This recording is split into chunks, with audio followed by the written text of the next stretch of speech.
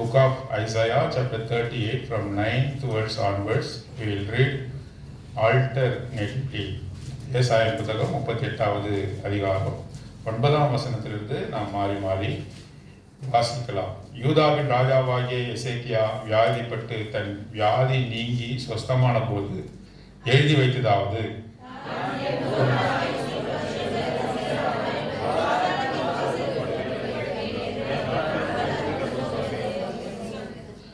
கர்த்தரை நான் இனி உயிரோடு இருக்கிறவர்களின் தேசத்திலே தரிசிப்பதில்லை. இனி பூலோக குடிகளோடு இருந்து மனுஷரை நான் காண்பதில்லை.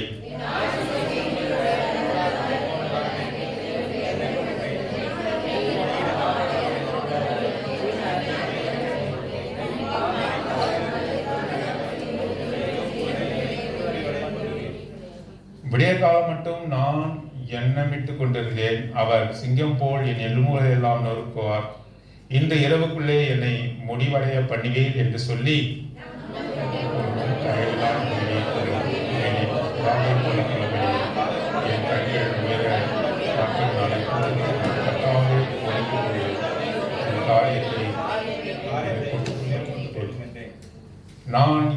நான் என்ன சொல்லுவேன்? அவர் எனக்கு வாக்கு அருளினார், அந்த பிரகாரமே செய்தார். என் ஆயுசின் வருஷங்கள் எல்லாம் என் ஆத்மாவின் கசப்பை நினைத்து கொள்வேன்.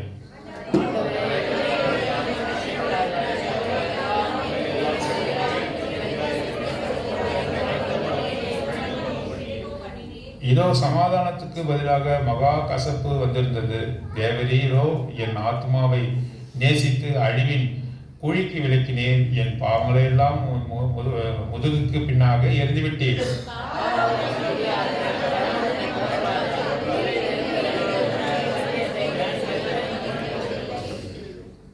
கர்த்தர் என்னை ரட்சிக்க வந்தார். ஆகையால் எங்கள் ஜீவனாலெல்லாம் கர்த்தருடைய 19. நான் இன்று செய்கிறது போல உயிரோடு இருக்கிறவனே உம்மை துதிப்பான். தகப்பன் பிள்ளைகளுக்கு உமது சத்தியத்தை தெரிவிப்பான்.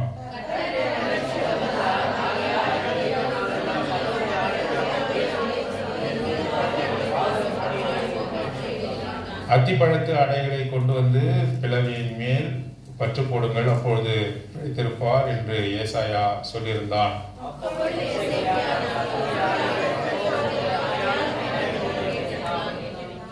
வாசிக்கப்பட்ட பகுதி ஏசாயாவின் புத்தகம் 38ஆம் அதிகாரம் 9ஆம் வசனம் முதல் கடைசி வசனம் வரை வாசிக்க தேவன் உதவி செய்தார். தேவன் தாமே நம் அனைவரோடு கூட பேசுவாராக. இங்கே எசேக்கியா ராஜாவை குறித்து நாம் வாசிக்கிறோம். எசேக்கியா ராஜாவை நாம் நன்கு அறிந்திருக்கிறோம். அறியாதவர்களுக்காக ஒரு சில காரியங்களை நான் சொல்கிறேன்.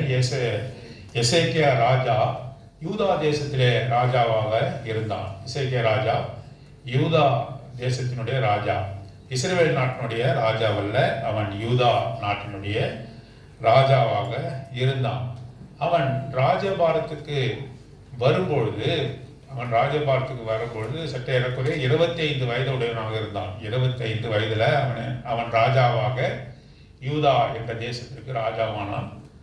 29 வருஷங்கள் அவன் ராஜபாரம் பண்ணினான். He reigned 29 years over the kingdom of Judah. He came to the power at the age of 25. He reigned the kingdom of Judah up to 29 years. ஆகவே அவன் அப்படியாக அந்த நாட்டை ஆளுகை செய்தான் என்று சொல்லி வாசிக்கிறோம். இந்த யூதா ராஜாவாகிய எசேக்கியாவை குறித்து வேதாகமத்தில் 3 இடங்களில் வாசிக்கிறோம். 2 நாளாகமத்தின் புத்தகம், ஏசாயாவின் புத்தகம், மாத்திரமல்ல 2 ராஜாக்களின் புத்தகத்தில் 3 இடத்துல எழுதப்பட்டிருக்கிறது. ஆகவே in 2 Kings, in 2 Chronicles and book of Isaiah it was noted. ஆகவே எசேக்கியாவை குறித்து எழுதப்பட்டிருக்கிறது. எசேக்கியா ராஜபாரம் பண்ணின அந்த வருடங்களிலே யாரு தீர்க்கதரிசி என்று சொன்னா ப்ராஃபட் ஏசாயா தீர்க்கதரிசி. எசேக்கியா ராஜா எல்லா ராஜாக்களை காட்டிலும் மிக நல்ல ராஜா என்று ஆண்டவர் வேதாகமத்தில் எழுதி வைக்கிறார். He is a good person. He is a good king. He is not a wicked king. He is a good king. Among all the kings, He followed the rules of the Lord. He obeyed the commandments of the Lord. ஆண்டவர் என்னெல்லாம் கட்டளை சொன்னாரோ அதெல்லாம் அவன் கீழ்ப்படிந்தான். அவனுடைய தகப்பனாருடைய பெயர் என்ன தெரியுமா? Ahaz. King Ahaz is the father of King Ezekiel. King Ahaz was most corrupted king. Ahaz ராஜா எப்படிப்பட்ட ராஜா? அதாவது நம்ம வாசிக்கிற எசேக்கியா ராஜா அவனுடைய தகப்பன் எப்படிப்பட்ட ராஜா? மோசமான ராஜா. He built altars for pagan gods. அந்நிய தெய்வங்களுக்கு அவன் என்ன செய்தான்? அவன் பலிபீடங்களை கட்டினான் என்று சொல்லி பார்க்கணும். Most wicket king Ahaz. சரி, ஆகாஸினுடைய மகன் எசேக்கியா ரொம்ப மிகவும் நல்ல கர்த்தருக்கு பயந்த ராஜா. அவனுடைய குமாரன் எசேக்கியாவினுடைய குமாரன் பேர் மனாசே. அவன் மிக மோசமான ராஜா. ரெண்டு மோசமான ராஜாக்களுக்கு நடுவாக யார் வந்தா? எசேக்கியா என்ற இந்த ராஜா வந்தான். பாகாலினுடைய எல்லா விதமான தோப்பு விக்கிரகங்களை எல்லாவற்றையுமே அவன் அகற்றி போட்டான். He cleaned the house of God. அவனை குறித்து இந்த 3 புத்தகங்களே போடப்பட்டிருக்கிறது. ஏற்கனவே சொன்னேன், 2 கிரானிக்கல் 2 நாளாகவும் ஏசாயா 2 ராஜாக்களே அவனை குறித்து எழுதப்பட்டிருக்கிறது. அதிலே அவனை குறித்து என்ன போடப்பட்டிருக்கிறது சொன்னா, இத்தேவாலயத்தை அவன் சுத்திகரித்தான். தேவாலயத்தில் எந்த விதமான ஒழுங்குகள் நடைபெற வேண்டும் என்று சொல்லி அவன் கர்த்தர் சொன்னாரோ அதன்படி செய்தான். He reinstituted the Levitical priesthood. அதற்கு முன்பாக அவனுடைய தகப்பனாருடைய காலத்தில் லேவியருடைய ஆசரிப்பு கூடாரத்துக்கு செல்ல முடியாமல் தடை செய்யப்பட்டிருந்தார்கள். ஆகவே திரும்பவுமாக தேவனுக்கு ஆராதனை செய்யும்படியாக எல்லோரும் சேர்ந்து ஆராதனை செய்ய வைத்தான்.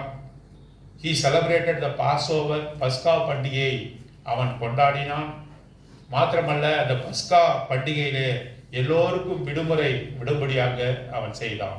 நல்ல பல காரியங்களை யார் செய்தான்? எசேக்கியா ராஜா என்று நாம் பார்க்கிறோம். அசீரியா ராஜா எசேக்கியா ராஜாவுக்கு எதிராக அவன் முற்றுகை போட்ட பொழுது அசீரியா ராஜா இப்படி பலவந்தமாக வந்திருக்கிறான் என்று சொல்லி அவன் என்ன செய்ய வேண்டும் என்று சொல்லி தேவனை நோக்கி ஏறெடுத்த ஜெபம் உன்னதமான ஜெபம். எசேக்கியா prayer towards God is wonderful prayer. When the Assyrian king came to fight with Ezekiel, Ezekiel ராஜாவோடு அசீரிய ராஜா சண்டைக்கு வந்தபோது அவன் ஏறெடுத்த ஜெபமானது உன்னதமான ஜெபமாக இருக்கிறது. ஆகவே எசேக்கியா தேவனை நோக்கி கூப்பிட்டான். ப்ராஃபட் ஏசாயா தீர்க்கதரிசி வந்து என்ன சொன்னா, தேவன் உனக்கு வெற்றியை கட்டளையிடுவார் என்று சொன்னால் 1,20,000 அசீரியர்களை வெட்டும்படியாக தேவதூதன் ஒரே இரவில் என்ன செய்தான்? 1,00,000க்கு 1,20,000 80,000 1,80,000 1,80,000 பேரை வெட்டி மாளும்படியாக கர்த்தர் செய்தார். அற்புதமான காரியங்களை எசேக்கியாவினுடைய வாழ்க்கையில செய்தார். பாருங்க, இப்படி அற்புதமா அவனுடைய வாழ்க்கை போய்கொண்டிருக்கும் போது திடீர் என்ன வந்தது? மரணத்துக்கு ஏதுவான ஒரு நோய் வந்தது. டிசீஸ் unto death என்று வாசிக்கிறோம். 38 அந்நாட்களில் எசேக்கியா verse 1 38:1 அந்நாட்களில் எசேக்கியா வியாதிப்பட்டு மரணத்துக்கு ஏதுவாய் இருந்தான். He got the disease unto death. அந்த வியாதியினுடைய முடிவு என்ன? மரணம், நிச்சயமான மரணம். அந்த விதமான மரணம் வந்து அந்த விதமான வியாதியால அவன் என்ன செய்தான்? அவன் பீடிக்கப்பட்டு இருந்தான். He was affected with the disease unto death என்று வாசி. Nobody can help. யாருமே அவனுக்கு உதவி செய்ய முடியும். Even doctors could not help. அவனுடைய சிறந்த அவன் அரசன், ஆகவே அவனுக்கு சிறந்த வைத்தியர்களால் கூட என்ன பண்ண முடியாது? இந்த வியாதிக்கு அவனுக்கு சுகத்தை கொடுக்க முடியாது. எப்பேற்பட்ட மருந்தை கொடுத்தாலும் கூட ராஜா சுகமாக போனான். ஆகவே அவன் நாட்கள் எண்ணிக்கொண்டான். He is numbering his death days for death. அவனுடைய மரணத்துக்கு என்று அவன் நாட்களை எண்ணிக்கொண்டு இருந்தான். His riches could not help him. அவனுடைய வசதி, அவனுடைய பணம், அவனுடைய காரியங்கள் எதுவுமே அவனுக்கு உதவி செய்ய முடியாது. ஒரு வியாதி, அப்படிப்பட்ட ஒரு வியாதியை அவனுக்கு கர்த்தர் கொடுத்தான். எல்லாம் நல்லதா இருந்தான், நல்ல ராஜா தான். இருந்தாலும் இப்பேற்பட்ட துன்பமான ஒரு காலகட்டம் அவனுக்கு வந்தது. அப்பொழுது நான் வாசிக்கிற 38ஆம் அதிகாரத்தில் நீங்கள் வீட்டில் போய் வாசிங்க. நீர் பிழைக்க மாட்டீர், மரித்து போவீர் என்று ஏசாயாவே வந்து சொல்றான். The prophet Isaiah came unto King Hezekiah and told that he will die, surely die. So set right everything of your household. உன்னுடைய வீட்டை குறித்து ஒழுங்கு செய்து வையே. உயிரெல்லாம் எழுதி வச்சிரு. உன்னுடைய ராஜ்யபாரம் யாருக்கு போகணும், இந்த சொத்து பத்தெல்லாம் யாருக்கு சேரணும், உன்னுடைய காரியங்களை குறித்து எல்லாத்தையுமே சரி செய்து வைத்திரு. நீ கண்டிப்பா என்ன பண்ண போற, மரிக்க போகிறாய் என்று சொல்கிறான். எவ்வளவு துக்ககரமான விஷயம். இந்த ராஜா நல்ல பல காரியங்களை செய்தான். ஆனாலும் கூட கர்த்தர் அவனுடைய காலத்தை முடித்தார். தனது தீர்க்கதரிசியாக ஏசாயாவை கொண்டு உன்னுடைய வீட்டினுடைய காரியங்கள்லாம் ஒழுங்குபடுத்தி வை என்று சொன்னார். பாருங்க, அவன் மரணத்துக்கு எதிரான எந்த பாவமும் செய்தது போல இங்கே போடப்படவில்லை. ஆனாலும் கூட ஆண்டவர் வந்து ஒரு காலத்தை குறிக்கிறார். கடலுக்கு எல்லையை குறிக்கிறார், கரையை கடக்காதபடி எல்லையை குறித்திருக்கிறார். ஆகவே he set a time limit for everyone's life. Even though we didn't commit any sin, நாம எந்த பாவமும் செய்யவில்லை என்றாலும் கூட முடிவுகளை அவர் அறிவிக்கிறார். அவர் நாசியின் சுவாசத்தை எடுக்கிறார், அதை கேள்வி கேட்பார் ஒருவரும் இல்லை. என்னுடைய நாசியிலிருந்து சுவாசத்தை எடுக்கிறார், அதை அவர் கேள்வி கேட்பார் ஒருவரும் இல்லை. அவர் கடவாத எல்லையை குறிக்கிறார். The boundaries you cannot cross. He set it for the boundaries that you cannot cross. You cannot question him. Why Lord? You cannot question him. ஏன் இப்படிப்பட்ட ஒரு முடிவு வந்தது என்று சொல்லி நாம் கேட்க முடியாது. ஆனால் அவர் ஆண்டவர் அவனுக்கு தயவா என்ன சொல்றாரு, உன்னுடைய வீட்டின் காரியத்தை எல்லாம் ஒழுங்கு செய்து. நமக்கு கூட, எனக்கு கூட அந்த மாதிரி சொன்னா ரொம்ப சந்தோஷம் தான். அடுத்த மாதம் உன்னுடைய வாழ்க்கை முடிய போகுது சார், நீ உன் வாழ்க்கையை உன்னுடைய காரியத்தை எல்லாம் முடிச்சு வைனாக்கா அது எனக்கு ஒரு கிரேஸ் பீரியட் தான். என்ன செய்யலாம், நான் சொல்ல வேண்டியதெல்லாம் என் பிள்ளைங்களுக்கு மனைவிக்கு எல்லாத்தையும் சொல்லிட்டு நான் மறித்து போவேன். அப்ரப்டாக முடிச்சாருன்னா எனக்கே தெரியல, அப்படி முடிச்சாருன்னா எப்படி இருக்கும், ஐயோ விட்டுட்டு போகிறோமேன்னு ஒரு தவிப்பு உள்ளத்துக்குள்ளே இருக்கும். ஆனால் உனக்கு ஒரு தேதி நேரத்தையும் சொன்னார்னாக்கா கேட்டு பார்ப்பேன், ஆண்டவர் இன்னும் கொஞ்சம் தயவா இன்னும் கொஞ்சம் ஆண்டுகளை கொடுங்க, வேணாம் போதும் மகனேன்னு சொன்னார்னா என்ன பண்ணுறது, சந்தோஷம்தான், அதுவும் சந்தோஷம்தான். ஏன்னா அவரை போய் பார்க்க போகிறோம், சந்தோஷம்தான். I can set right my house hold things. என்னுடைய வீட்டின் காரியத்தை குறித்து நான் யார் யாருக்கெல்லாம் கடன் கொடுக்கணுமோ அவங்கள என்ன பண்ணலாம், உடனடியாக கடனை கொடுத்து தீர்த்து எல்லாத்தையுமே நான் என்ன பண்ணலாம், ஒழுங்குபடுத்தி வைத்திருக்கலாம். எசேக்கியாவுக்கு அப்படிப்பட்ட ஒரு காரியத்தை யாராவது அவன் வந்து பாவம் செய்திருந்தா அவன் யாராவது மன்னிப்பு கேட்க வேண்டும் என்றால் அவனுக்கு அந்த டைம் கொடுக்கப்பட்டது. என்னது, set right everything. Your life is going to end. Your life is going to end. Set right everything. அப்போ he graciously spoke through prophet Isaiah to King Hezekiah. எசேக்கியாவுக்கு தன்னுடைய தீர்க்கதரிசியாக ஏசாயாவின் மூலமாக நீ மரித்து போக போகிறாய் என்று அவர் சொன்னபொழுது, அப்பொழுது எசேக்கியா தன் முகத்தை சுவர்புறமாக திருப்பி கொண்டு கர்த்தரை நோக்கி, கர்த்தாவே, 3ஆம் வசனம், கர்த்தாவே, நான் உமக்கு முன்பாக உண்மையும் மன உத்தவமாய் நடந்து உமது பார்வைக்கு நலமானதை செய்தேன் என்பதை நினைத்தருளும் என்று விண்ணப்பம் பண்ணி எசேக்கியா மிகவும் அழுதான். நீ சாவ போறனாங்க எல்லாம் சந்தோஷமாக இருப்பாங்க. சுவர் பக்கமா திரும்பிக்கிட்டு கண்ணை மூடிக்கிட்டு சொல்லிட்டான். அதாவது ப்ராஃபட் ஏசாயா தீர்க்கதரிசி, உனக்கு மரண நாள் வரப்போகிறது கர்த்தர் சொல்லுகிறார் என்று சொல்லிவிட்டான். ஆனால் ஐசாயாவோடு அவனுக்கு எந்த பேச்சும் கிடையாது. அவன் ஈஸ் எ மெசேஞ்சர். ஏசாயா தீர்க்கதரிசி ஒரு செய்தியை கொண்டு வந்த ஆள், அவர்கிட்ட ஏதாவது பேச முடியுமா, பேசி என்ன பிரயோஜனம், ஒன்றும் இல்லை. அதனால என்ன பண்ணான், நேரம் ஆண்டவர்கிட்ட பேச ஆரம்பிச்சான். உங்களுடைய பாவங்களை கண்டிக்கப்படி இங்கேருந்து பேசுகிறோம், உங்களுடைய தப்பிதங்களை கண்டிக்கப்படி பேசுகிறோம், மேடையை விட்டு இறங்க முடியும், ஏன் பிரதர் என்னை பற்றி பேசுனீங்க அப்படின்னு கேட்டாங்க. என்ன சொல்றது, நான் என்கிட்ட பேசுறது யார்கிட்ட பேசணும், நீங்கள் கரெக்டாக செஞ்சான். ஏசாயாவிட பேசி ஒரு பிரயோஜனம். ஏசாயா ஒரு மெசேஞ்சர், ஒரு தூதுவன் தான், ஆண்டோட செய்தி கொண்டு வந்தான். அவனால ஒன்றும் பிரயோஜனம் கிடையாது. சொன்ன காரியத்தை சொல்லிட்டான். நேரடியாக முகத்தை திருப்பி கொண்டு நேரம் யாரை பார்க்குறாங்க, ஆண்டவரை பார்க்க, என்னுடைய ஆயுசு நாட்களை கொஞ்சம் கூட்டி தாரும் என்று சொல்லி மிகவும் அழுதான் என்று சொல்லப்படுவது. அந்த வார்த்தை ரொம்ப அழுத்தமா இருக்குது. மிகவும் அழுதான். He cried vehemently. He cried vehemently. He cried with much sorrow. அவனால் அடக்கவே முடியல. நீ மரணிக்க போகிறாய் என்று சொல்லும்போது அவனால் அதை ஏற்றுக்கொள்ள முடியல. அவன் என்ன செய்யறான்? கர்த்தரை நோக்கி கூப்பிட்டான். அவன் கூப்பிடும்போது என்ன சொல்றான்? ஆண்டவரே, நான் உமக்கு செய்த காரியத்தெல்லாம் என்ன பண்ணுங்க நினைக்கிறேன்.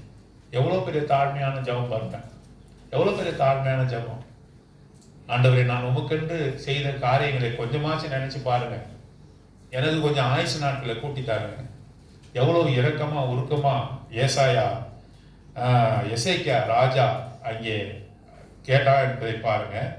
அதை கேட்ட உடனே ஆண்டவர் என்ன செய்யறாரு? அப்பொழுது ஏசாயாவுக்கு உண்டான கர்த்தருடைய வார்த்தை 4ஆம் வசனம், ஏசாயா புத்தகம் 38:4, 5ஆம் வசனம், நீ போய் எசேக்கியாவை நோக்கி உன் தகப்பனாகிய தாவீதின் தேவனாகிய கர்த்தர் சொல்கிறார் என்னவென்றால், உன் விண்ணப்பத்தை கேட்டேன், உன் கண்ணீரை கண்டேன், இதோ உன் நாட்களோடு 15 வருஷம் கூட்டுவேன் என்றார். இதை சொல்லிட்டு யார் வெளியே போல, அந்த முற்றத்தை தாண்டல. நான் சொன்னேன் 2 நாளாகவும் 2 ராஜாக்கள் நம்ம அந்த முற்றத்தை அவன் தாண்டவில்லை. யார் தாண்டல? அந்த செய்தியை சொல்லிட்டு முற்றத்தை தாண்டல. அதற்குள்ளாகவே என்ன பண்றாரு? நீ திரும்பி போய் சொல்லு, திரும்பி போய் எசேக்கியா ராஜா கிட்ட சொல்லு. என்ன சொல்லு? உன்னுடைய ஆயுசு நாட்களை 15 வருடம் கூட்டி கொடுத்தேன். பாருங்க, உன் கண்ணீரை கண்டேன் என்று அந்த இடத்துல போடப்படும். உன் விண்ணப்பத்தை கேட்டேன், உன் கண்ணீர். நமக்கு அழுகையெல்லாம் ஆண்டவர் கேட்கிறாரா இல்லையா? கேட்கிறார். இந்த வசனத்தில் என்ன பார்க்கிறோம்? அவன் எப்படி ஹார்ட் புரோக்கன், அவனுக்கு இருதயம் நொறுங்குண்டவனாக அவன் அழுகையை கர்த்தர் கண்டார். ஒருவேளை மற்றவர்களால் உதவி செய்யாம போக முடியும், ஆனாலும் கர்த்தர் என்ன செய்தாரு? நம்முடைய கண்ணீரெல்லாம் ஏற வைத்திருக்கிறாரு. துருத்தியிலே குடுவையிலே அவர் வைத்திருக்கிறார். ஒரு கண்ணீருக்கும் பதில் சொல்லணும். இப்போ கர்த்தருடைய பிள்ளைங்க யாராவது அவங்களுக்கு வஞ்சனை செய்துட்டா அவங்க என்ன செய்வாங்க? நேரம் சண்டை போடணுமா? உனக்கு யாராவது வஞ்சனை செய்தா, உன்னை யாராவது எதிர்த்தா, உன்னை யாராவது கெட்ட வார்த்தையில பேசினா நீ என்ன செய்ய? உடனே போய் அவங்க திட்டு, உடனே போய் சண்டை போடு. ஆண்டவர் சொல்றாரு, என்னை நோக்கி கூப்பிடு, நான் அவர்களுக்கு பதில் செய்வேன் என்று சொல்றார். நான் அவங்களுக்கு என்ன செய்ய போறேன்? நான் பதில் செய்வேன். நீ அடிச்சா ஒரு அடி அடிப்பா, நான் எப்படி அடிப்பா? 1000 அடி அடிப்பான். எழுந்திருக்க முடியாதபடி அடிச்சுக்கினே இருப்பான். இப்ப நீ ஒரு அடி தான் உன்னால அடிக்க முடியும், நீ ஒரு வார்த்தை தான் பேச முடியும். ஆண்டவர் எப்படி பேசுவார்? ஆண்டவர் எவ்வளவு அடி அடிப்பார்? நீ யார்கிட்ட ஒப்பு கொடுக்கலாம்? ஆண்டவர்கிட்ட ஒப்பு கொடுக்கலாம். நீ யாராவது உன் மேல தாய்மாகாரமாக உன் மீது பழிகளை போடும் பொழுது, உன்னை திட்டும் பொழுது, உன்னை அவமரியாதை செய்யும் பொழுது, நீர் விடும் கண்ணீரை ஆண்டவர் கேட்கிறாரு. நீர் விடும் கண்ணீர், கர்த்தருடைய பிள்ளைகள் விடும் கண்ணீரை ஒரு நாள் அவர் புறக்கணிக்கிறது இல்லை. நீ விடுகிற கண்ணீரை அவர் காண்கிற தேவனார். ஆகாரை கண்ட தேவன், ஏல்ரோயி, அவர் என்னை காண்கிற தேவன். அவர் பார்த்துக்கிட்டே இருக்காரு. எப்ப ஆகார பார்த்தாரு? வில்டர்னஸ்ல இருக்கும் பொழுதா? வனாந்தரத்துல பார்த்தாரு. அவர் எகிப்துல இருக்கும் போதே பார்த்தார். அவர் எகிப்துல இருக்கும் பொழுதே பார்த்தார். அவர் ஆபிரகாமுடைய டென்ட்ல, ஆபிரகாமுடைய கூடாரத்துல கஷ்டப்படும் பொழுது அவர் பார்த்தார். அவருடைய நாச்சியாராகிய சாரால் அவளை துன்பப்படுத்தின, கடினமாய் துன்பப்படுத்தின பொழுது அவர் பார்த்தார். பார்த்து கொண்டே இருக்கிற தேவன். He seeth me என்று வாசிக்கிறோம். seeth present tense, எல்ரோயி அப்படின்னு வாசிக்கிறோம். ஆகவே எசேக்கியாவினுடைய கண்ணீரை கண்டேன், கேட்டேன் என்று சொல்கிறார். அவன் விண்ணப்பத்தை கேட்டேன், உன் கண்ணீரை கண்டேன், இதோ உன் நாட்களோடு 15 வருஷம் கூட்டி கொடுத்தேன். சரி, இதெல்லாம் நம்ம முன்னுரையா பார்த்தோம் இல்லையா? எசேக்கியா யாரு? எசேக்கியா எந்த விதமான நல்ல காரியத்தை செய்தான், அவனுடைய வரலாறு என்ன, இதெல்லாம் கொஞ்ச நேரம் பார்க்கும்படியாக கருத்து செய்தார். இப்பொழுது அவனுக்கு 15 வருடம், he extended his life up to 15 years. He added 15 years to his life. King Ezekiel's life. 15 வருடம் கூட்டி தந்த உடனே அவனுடைய உள்ள என்ன பண்ணுது? மகிழ்ச்சியா. He was happy. He rejoiced. அப்பொழுது அவன் பாடின பாடல்கள், அப்பொழுது அவன் துதித்த ஆராதனை தான் இப்போ நம்ம பார்க்க போகிறோம். என்ன, நானே வாசிக்கிறேன் பாருங்க. 10ஆம் வசனம். நான் என் பூர்ண ஆயுசின் வருஷங்களுக்கு சேராமல் பாதாளத்தின் வாசலுக்கு உட்படுவேன் என்று என் நாட்கள் அறுப்புண்கிற போது சொன்னேன். நான் என்னுடைய பூரண ஆயுசை நான் நெருங்க மாட்டேன், நான் சீக்கிரமாக மரிக்கப் போகிறேன் என்று எனக்குள்ளாக நான் சொன்னேன். கர்த்தரை நான் இனி உயிரோடு இருக்கிறவர்கள் தேசத்தில் தரிசிப்பதில்லை, இனி பூலோகத்து குடிகளோடு இருந்து மனுஷரை காண்பதில்லை. உயிரோடு இருக்கிறவர்களோடு கூட சேர்ந்து நான் கர்த்தரை துதிப்பதில்லை, கர்த்தரை உயிரோடு இருக்கிறவர்கள் தேசத்தில் கர்த்தரை தரிசிப்பதில்லை, கர்த்தரை பார்ப்பதில்லை. அப்படி என்றால் என்ன, இந்த உலகத்தில் இருக்கும்போது தான் நம்ம உயிரோடு இருக்கிறோம் இல்லையா? இந்த உலகத்தில் இருக்கும்போது உயிரோடு இருக்கும். இப்பதான் நம்ம என்ன செய்ய முடியும்? ஆண்டவரை குறித்து பாட முடியும், ஆண்டவரை குறித்து பேச முடியும், ஆண்டவரை குறித்து ஆராதிக்க முடியும். வாயெல்லாம் இப்ப மூடிக்கிட்டு இருந்தாக்கா நம்ம குழியில் இறங்கும் போது என்ன பண்ண முடியாது? மரணம் உம்மை துதியாதே. 18ஆம் வசனத்துல வாசிக்கிறோம். இன் verse 18, பாதாளம் உம்மை துதியாது, மரணம் உம்மை போற்றாது, குழியில் இறங்குறவர்கள் உம்முடைய சத்தியத்தை தியானிப்பதில்லை. நம்ம ஒரு டீப் ஸ்லீப்புக்கு போக போறோம் தெரியுமா? மரணம் நமக்கு என்னது? ஒரு தூக்கத்தை போல, ரொம்ப நேரம் தூங்குவதை போல தூங்க போறோம். நம்முடைய ஆத்மாவானது இளைப்பாற போகிறது. ஆண்டவர் எக்கால சத்தத்தை அவர் துணிக்கிற பொழுது எழுந்திருக்கிற வரை எப்படி பிள்ளைகளை பெற்றோர்கள் என்ன பண்றாங்க? சத்தம் போட்டு எழுப்புறாங்க. இந்த சத்தம் கிடையாது. காலையில எப்படி எழுப்புறாங்க? மகனே எழுந்துட்டு நான் சொல்றாங்க. என்ன சொல்றாங்க? இதை என் வாயால சொல்ல வைக்கிறீங்க, வேகமா சொல்றீங்க. சரி, காலையிலே அவங்க எப்படி எழுப்புது? திகிலோடும் பயத்தோடும் பிள்ளைகளை நம்ம எழுப்புறோம். திகிலோடும் பயத்தோடும் கூட புறப்படக்கூடாத வார்த்தையெல்லாம் சொல்லி என்ன பண்றோம்? காலையில யார் அழைக்கிறோம்? பிசாசு அழைக்கிறோம். சனியனே வா. பிசாசு தான் யார் எழுப்புறா? உன் பிள்ளைய எழுப்ப வைக்கிற. கர்த்தர் உன் பிள்ளைய எழுப்பல. சனியனே எழுந்துரு. அப்படின்னா உன் பிள்ளைய எழுப்புறான். பிசாசு தான் உன் பிள்ளைய எழுப்புற பவர் இருக்கு. ஆண்டவரோட பாட்டை பாடினா எழுப்ப முடியல இல்லையா? ஆகவே மரணத்தை, ஆனா பாதாளத்திலும் குடியிலும் இறங்குறவர்கள் என்ன பண்ண முடியாது? உம்மை துதிக்க முடியாது, உம்மை போற்றி பாட முடியாது. அதனாலதான் இந்த தருணங்கள்லாம் உங்களுக்கு கொடுக்கப்படுது. நாளைய தினத்துல நம்ம இருப்போமான்னு தெரியாது, அடுத்த செகண்ட் நம்ம இருப்போமான்னு தெரியாது. ஆகவேதான் நீங்க பாட்டு பாடணும், ஆண்டவர் கொடுத்த தருணங்களை பயன்படுத்தி கொள்ளணும். ஆராதிங்கன்னு சொன்னாங்க, யாருமே மௌனமா இருக்கக்கூடாது. என்ன பண்ணணும்? இந்த ஆப்பர்ச்சுனிட்டியை, இந்த வாய்ப்பை என்ன பண்ணணும்? நீங்க பயன்படுத்தி கொள்ளணும். You have to make use of this opportunity. You may die in the next moment. God may come in the next moment. ஆகவே அடுத்த செகண்ட் ஆண்டவர் வர முடியலன்னா நம்ம மரித்து போக முடியும்.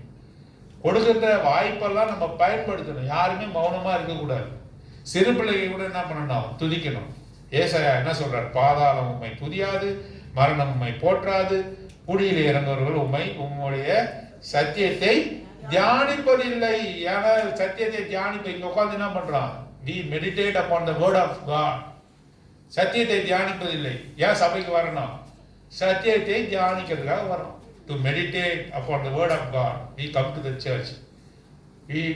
we don't neglect the church. நம்ம என்ன பண்ணக்கூடாது? சபையை புறக்கணிக்க கூடாது, மற்ற வேலையெல்லாம் செய்யக்கூடாது. கர்த்தருடைய நாள்ல கர்த்தருக்குன்னு கொடுக்கணும். அதுல வேற ஏதாவது ஒரு வேலை, அதுல ஒரு சம்பளம் கிடைக்குதுன்னா அதுல போய் நம்ம வேலை செய்யக்கூடாது. ஏன்?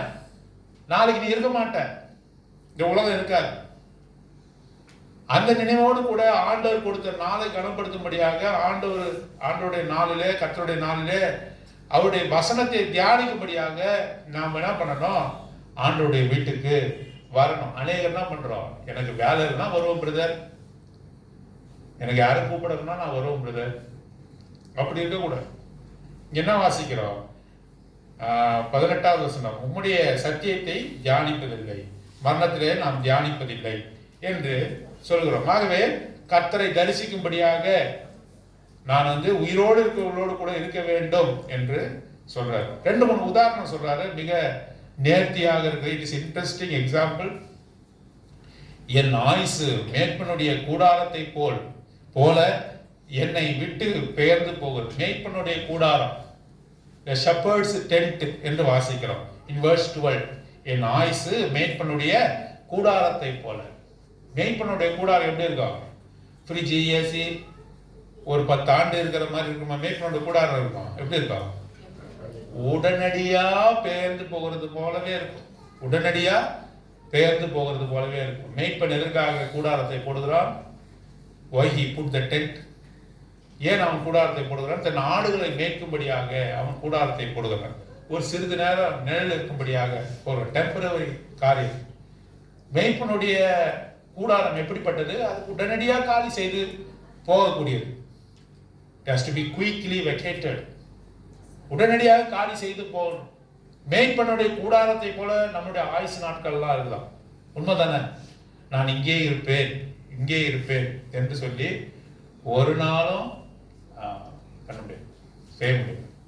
ஒரு சாதாரண ஒரு மனுஷன் ஹேட்ரடை பற்றி பேசினார், அது நான் பார்த்தேன்.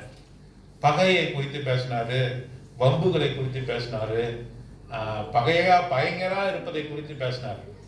பாருங்க, நீங்க எவ்வளவுதான் சம்பாதிச்சாலும் நீங்க என்ன பண்ண முடியாது, ஒரு குறிப்பிட்ட காலத்துக்கு மேல நீங்க வாழவே முடியாது. மேபி 80 வயசு 85 வயசு என்ன பண்ணலாம், ஒரு குறிப்பிட்ட காலம் வரையும் நீங்க தான் வாழ முடியும். அதுக்கு மேல அந்த காலத்துக்குள்ள ஒரு குறிப்பிட்ட காலத்துக்கு அப்புறம் தான் வீடு கட்டுறீங்க, கார் வாங்குறீங்க, நிலப்புலங்களை வாங்குறீங்க, 4 இடங்களை சுற்றி பார்க்குறீங்க.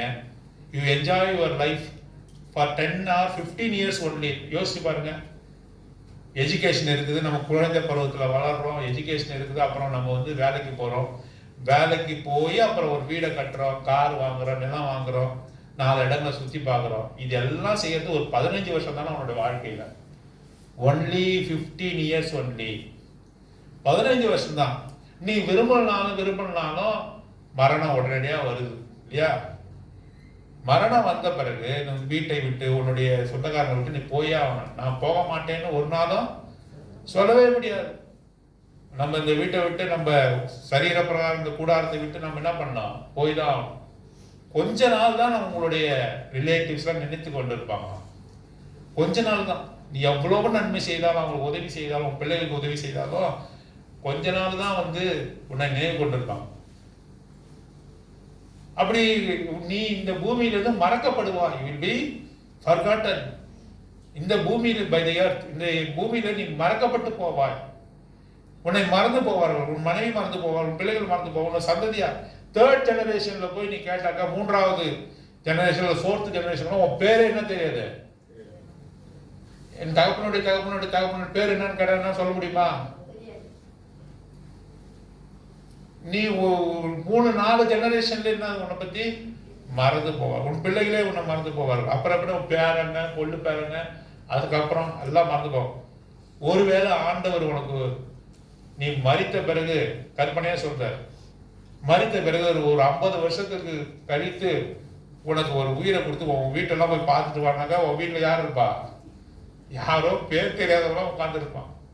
நீ கஷ்டப்பட்டு கட்டின வீட்டில் யாரும் உட்காந்துருப்பா? பேர் தெரியாதவங்களாம் உட்காந்துருப்பான். உன்னை பற்றி அறிமுகம் இல்லாதவங்களாம் உட்காந்துருப்பான்.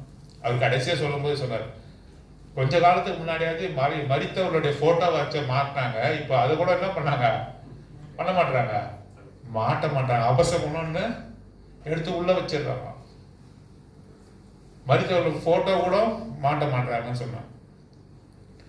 ஆகவே உன் ஆயுசு மேற்பனுடைய கூடாரத்தை போல என்னை விட்டு பெயர்ந்து போகிறது. நெய்கிறவன் பாவை அறுக்கிறது போல என் ஜீவனை அறுக்க கொடுக்கிறேன். நெய்கிறவன் பாவனை என்னது? Viewers shuttle. நெய்கிறத பார்த்துருக்கீங்களா? கையெல்லாம் நெய்கிற பட்டு புடவை, புடவைகள்லாம் நெய்யும் போது பார்த்துருக்கீங்களா? அந்த ஷட்டில் என்ன பண்ணும், இப்படி போயிட்டே இருக்கும். அந்த நெய்கிறவன் எப்போ வந்து நிறுத்தணும்னு முடிவு பண்ணாலும் அதோட என்ன பண்ணுவான், அந்த நூல் அந்த ஷட்டிலோட அந்த பாவோட கூட போகிற அந்த நூலை எப்போ கட் பண்ணாலும் அது என்ன பண்ண முடியாது, திரும்ப அது சேர்க்க முடியாது. அது வந்து அந்த வீவர், அந்த பாவ நெய்கிறவனுடைய முடிவிலே அது இருக்கிறது என்று சொல்லி அந்த உதாரணத்தையும் எசேக்கியா ராஜா கொடுக்கிறார். பாருங்க, யோபின் புத்தகம் 7ஆம் அதிகாரம் 6ஆம் வசனம். யோபு 7ஆம் அதிகாரம் 6ஆம் வசனம். என் நாட்கள் நெய்கிறவன் எரிகிற நாடாவிலும் தீவிரமாய் ஓடுகிறது, அவைகள் நம்பிக்கை இல்லாமல் முடிந்து போகும். நம்பிக்கை இல்லாமல் முடிந்து எப்போ முடிந்து போகணும்னு தெரியுமா? அத போல அது முடிந்து போகிறது என்று சொல்லி பார்க்கிறோம். இன்று இரவுக்குள்ளே என்னை முடிவடைய பண்ணுவீர் என்று வாசிக்கிறோம். 13வது வசனம். விடிய காலம் மட்டும் நான் எண்ணமிட்டு கொண்டிருந்தேன், அவர் சிங்கம் போல் என் எலும்புகளை எல்லாம் நொறுக்குவார். கர்த்தர் என்ன செய்யறாரு? நான் எப்படியாவது இந்த இரவில நான் பிழைத்து விடுவேன். இரவுனா நான் கஷ்டகாலம், மரண தருவாயில, மரண வேலை. இரவு என்பது மரணத்தை குறிக்கிறது, மரண வேலை, கஷ்ட காலத்தை குறிக்கிறது. Night refers to death. The life night refers to problematic things. ஆகவே இதிலிருந்து இரவை நான் கடந்து பகலுக்கு போவேன் என்று நினைத்துக் கொண்டிருக்கிறேன். நான் சூரிய உதயத்தை பார்ப்பேன் என்று நினைத்துக் கொண்டிருக்கிறேன். அவர் எப்படி தெரியுமா என்ன நொறுக்கிறாரோ? எப்படி நொறுக்கிறாரு? சிங்கம் எப்படி நொறுக்கும்? அடித்து பிச்சு கடா சொல்லியா? சிங்கம் என் மேல விழுந்து நொறுக்கிறத போல நொறுக்கிறாராம். இந்த இரவை நான் கடக்க கூடாதபடிக்கு, மரணத்திலிருந்து நான் தப்பிவிக்க கூடாதபடிக்கு அவர் என்ன செய்யறாரு? சிங்கத்தை போல என் மீது பாய்கிறார் என்று எசேக்கியா வருத்தப்பட்டு சொல்கிறதை நாம் பாருங்க. வருத்தப்பட்டு எசேக்கியா சொல்லுகிறார். பாருங்க, எப்படியா அந்த மரண திருவாயில் இருக்கிறவங்களுடைய வேதனை அதிகமாக இருக்கும் இல்லையா? மரண திருவாயில் இருக்கக்கூடிய வேதனை அதிகமா இருக்கும். எப்படியாவது இதை கடந்து போய்விட மாட்டோமான்னு இருக்கும் இல்லையா? அது எப்படி இருக்குது எசேக்கியாவுக்கு? சிங்கத்தை போல, சிங்கத்தை போல என் எலும்புகளெல்லாம் நொறுக்குவார், இன்று இரவுக்குள்ளே என்னை முடிவடைய பண்ணுவீர் என்று சொல்லி. இரவை தாண்ட முடியாது, ஒரு இரவை தாண்ட முடியாது, இந்த கஷ்டத்தை தாண்ட முடியாது என்று அவர் சொல்லுகிறார். பாருங்க 14வது வசனம். நமுட்டை போலவும் தகவிலான் குருவியை போலவும் கூவினேன், புறாவை போல புலம்பினேன். எப்படி 3 பறவையை குறித்து சொல்றார். ஒன்னு கிரேன், ஒன்னு டவ், ஒன்னு ஷாலோ என்று நாம் பார்க்கிறோம். ஸ்வாலோ என்று பார்க்கிறோம். நமுட்டை போலவும் தகைவிலான் குருவியை போலவும் புறாவை போலவும் நான் கூவினேன் என்று நாம் வாசிக்கிறோம். கிரேன் அதாவது கொக்கை குறித்து சொல்கிறார். தகைவிலான் குருவி போலவும் புறாவை போலவும் கூவினேன். எரேமியா 8ஆம் அதிகாரம் 7ஆம் வசனம். 8 சீக்கிரம் வாசிங்க. 8:7. எரேமியா 8ஆம் அதிகாரம் 7ஆம் வசனம்.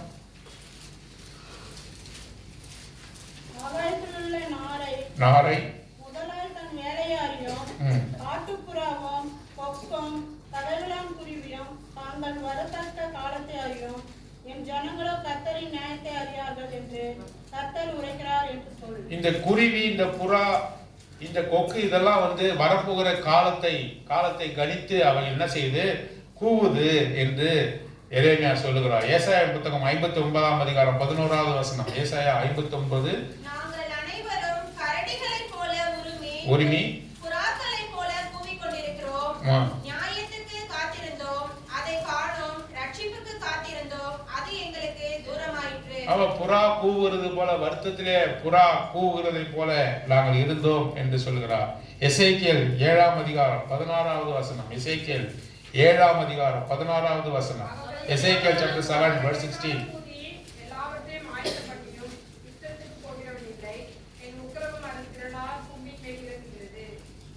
7:16. 7ஆம் அதிகாரம் 16 வசனம். அவர்களில் தப்புகிறவர்கள் தப்புவார்கள், ஆனாலும் அவர்கள் அனைவரும் அவனவன் தன் அக்கிரமத்தின் நிமித்தம் துக்கித்து கூப்பிடுகிற பள்ளத்தாக்குகளின் புறாக்களை போல மலைகளில் இருப்பார்கள். பள்ளத்தாக்குகளின் புறாவை போல துக்கித்து அழுகிற கூவுகிற பள்ளத்தாக்கின் புறாவை போல இருக்கிறார்கள். புறா எப்படி துக்கித்து கூவுகிறதோ, தகவிலான் குருவி எப்படி தவிக்கிறதோ, அதாவது கொக்கு எப்படி அது கஷ்டத்திலே கூப்பிடுகிறதோ, அப்படிப்பட்டவனாக நான் இருக்கிறேன் என்று சொல்லி எசேக்கியா சொல்கிறார். நாகூம் 2ஆம் அதிகாரம் 7ஆம் வசனம். நாகூம் 2ஆம் அதிகாரம் 7ஆம் வசனம் வாசிங்க.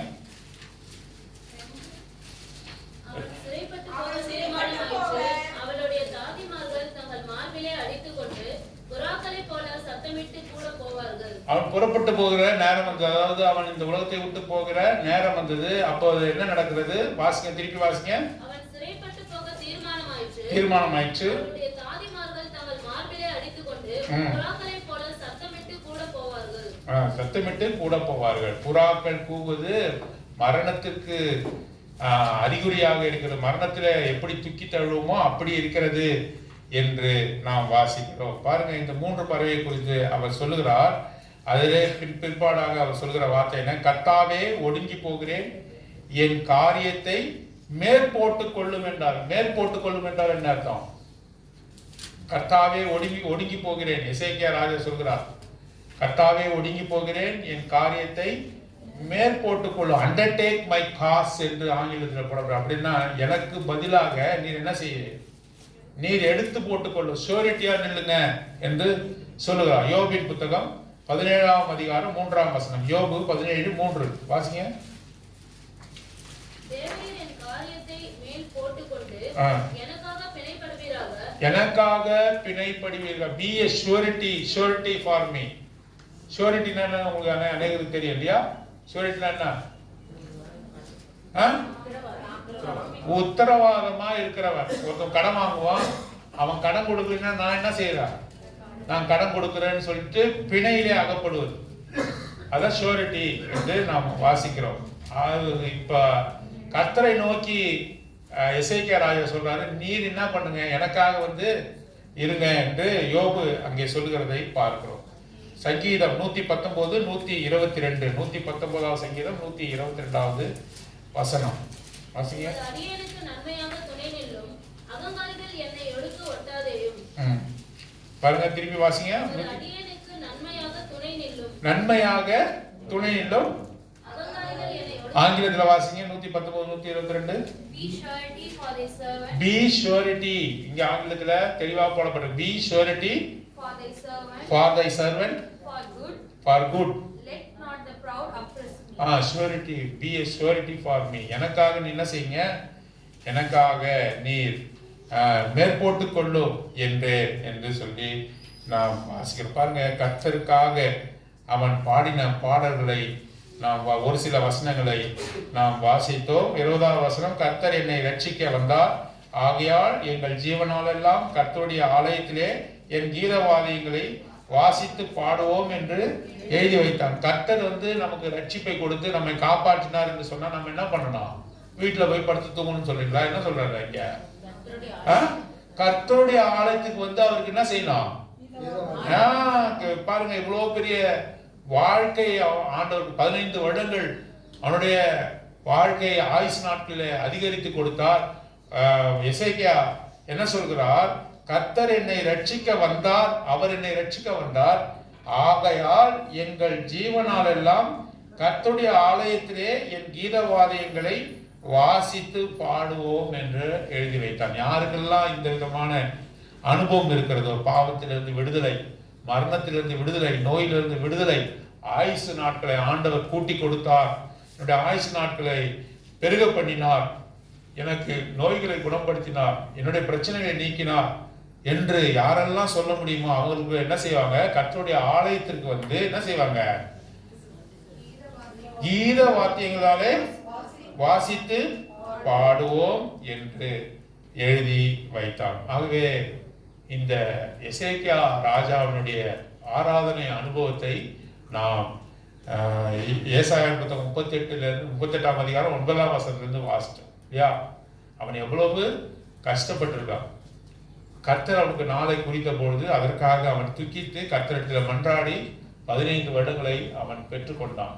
அவன் அந்த மரண அனுபவத்திலே அவன் இருக்கும்பொழுது, மரண எக்ஸ்பீரியன்ஸ் அன்டு டெத், இந்த மரண அனுபவத்தில் இருக்கும்பொழுது அவன் எப்படியாக அழுது புலம்புகிறான்.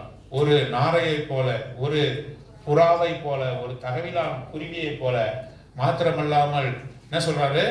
இந்த நெய்கிறவனுடைய பாவை போல, நெய்கிறவனுடைய பாவை போல. அது மாத்திரமல்ல, மேய்ப்பனுடைய கூடாரத்தை போல. எத்தனை விதமான எக்ஸாம்பிள் வருது.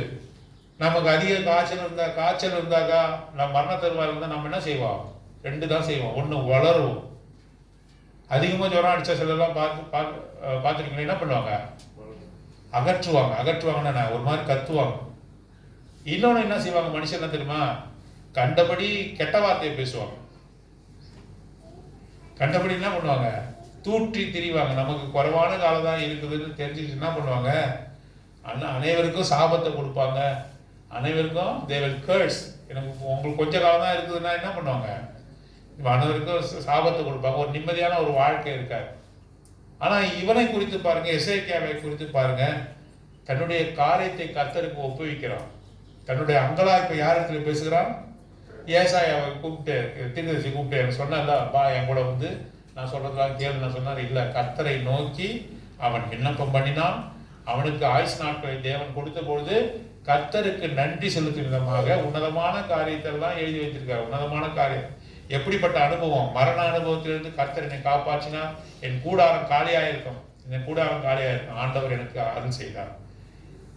இந்த நெய்கிறவனுடைய பாவிலே இருக்கிற நூலை போல முடிந்து போயிருக்கான் வாழ்வு, ஆனாலும் கூட எனக்கு தயவு பாராட்டினீரே என்று அவன் சொல்லுகிறதாக நாம் பார்க்கிறோம். விடிய காலம் மட்டும் ஒரு சிங்கத்தை போல என்ன செய்தார் ஆண்டவர், முறித்து போட ஆயத்தம் பண்ணினார். ஆனாலும் கூட ஆண்டவர் அவனுக்கு கிருபையை கொடுத்தார் என்று அவன் பாட்டு பாடுகிறதை பார்க்கிறான்.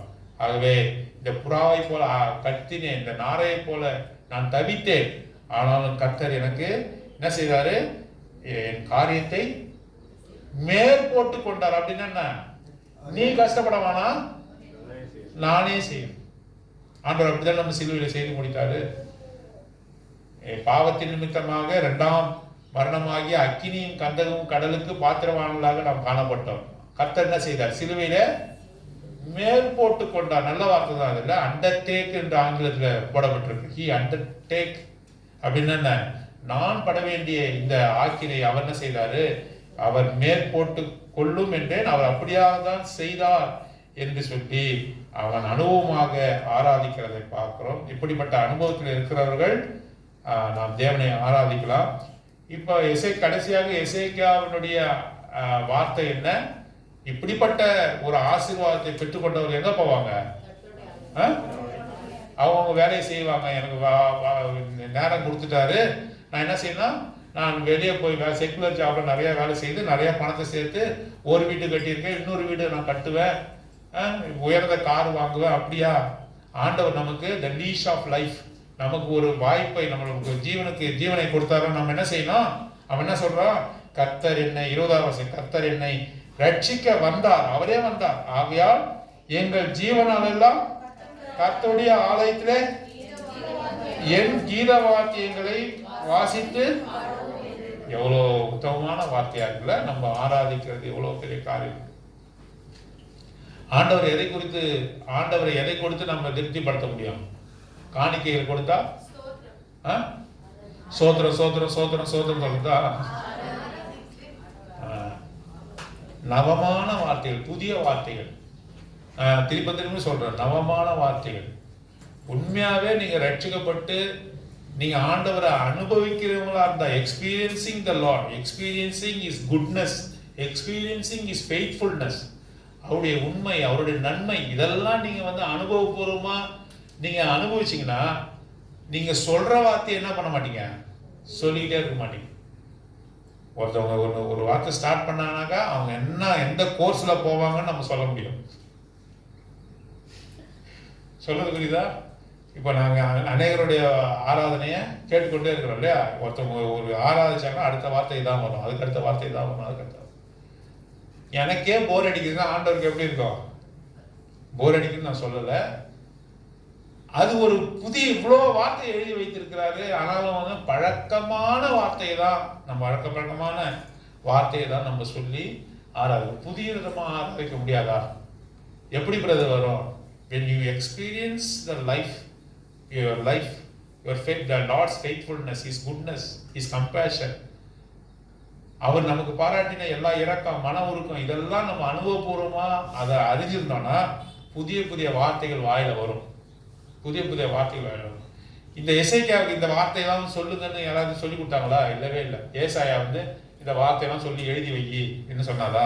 அவன் எழுதி வைத்தான். அப்படின்னா போட்டிருக்கு, he wrote everything, his experience, he wrote everything. டைரியில் என்ன பண்ணுறான், எழுதி வைக்கிறது. ஆனால் டைரியில் எழுதி வைக்கிற காரியத்தெல்லாம் எனக்கு அந்த பழக்கமே கிடையாது. சில பேருடைய டைரிலாம் பார்த்தாங்கன்னா என்ன பண்ணுவாங்க, அவங்க பேசாத வார்த்தையில என்ன எழுதி வச்சிருக்காங்க, அவங்க எழுதி வச்சிருக்காங்க, அவங்க வாழ்க்கையே எழுதி வச்சிருக்காங்க. அந்த டைரியை திரும்பி பார்க்கும்போது அதான் தெரியுது. டைரி எழுதி வச்சிருக்காரு யாரு? எசேக்கியா. அந்த நாளிலே அவர் டைரி எழுதி வச்சிருக்காரு. என்னது? கர்த்தரை உயர்த்தி புது புதிய நம்ம பாடி அவர் எழுதி வச்சிருக்கார். ஆகவே புதிய வார்த்தைகளோடு கர்த்தரை ஆராதிக்க தேவன் தாமே நமக்கு